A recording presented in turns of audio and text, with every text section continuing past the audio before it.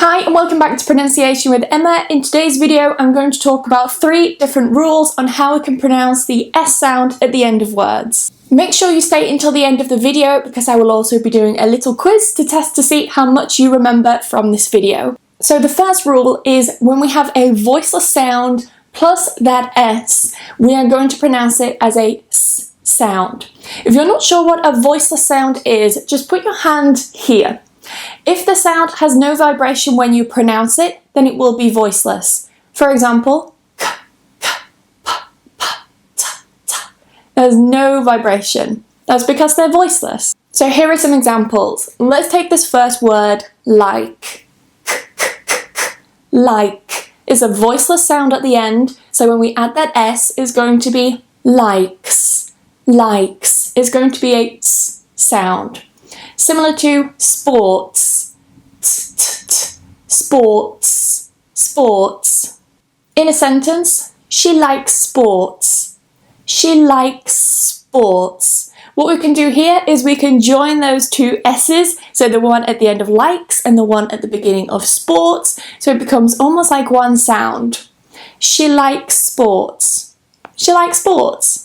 The second rule is very similar to the first one, but this time it's when we have a voice sound with the S. If this happens, then we get a Z sound.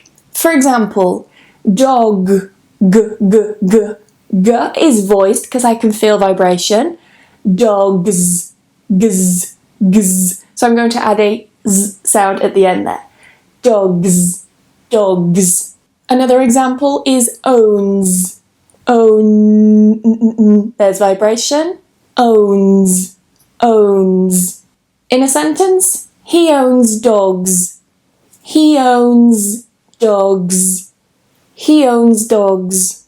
The third and final rule is when we have a s, z, sh, zh, ch, or j sound and then the S. If we get one of these sounds plus that S, what you'll hear happen is instead of saying it as just a S or Z, we actually add a schwa, or sometimes, depending on the person's accent, an I. So it will sound something like uz, or is. For example, in the word close, close, it ends with one of those sounds, Z, close. Now I don't say closes, that would be quite hard to do. I need to add that extra syllable. I need to add that schwa. Closes, closes, closes. Another example is push. Sh is one of the sounds. Push, pushes, pushes. So not pushes, like I hear some students trying to do. You need to add an extra syllable. You need to add that schwa. Pushes, pushes. In a sentence, she pushes and closes the door. She pushes, pushes and closes. Notice I don't say and, but and closes the door. She pushes and closes the door. Now it's time for a mini quiz. I'm going to give you a word and I'd like you to tell me what kind of ending does it have. Does it have s, z or is? The first one, this one here. I nearly said it. What do you think this word here has? What kind of ending? If you said cats with s, then you are correct. Cats, cats. It is a voiceless sound, t, t, t, t. Cats. So we're going to have a s there. Cats. How do we pronounce this one? Any idea? If you said z, then you are correct. Nose, nose. So here we have a vowel at the end. As a big clue, all vowels in English are voiced. So if a word ends with a vowel, then we know we need to add that z at the end. So nose, nose. Next one, what about this one here? Careful.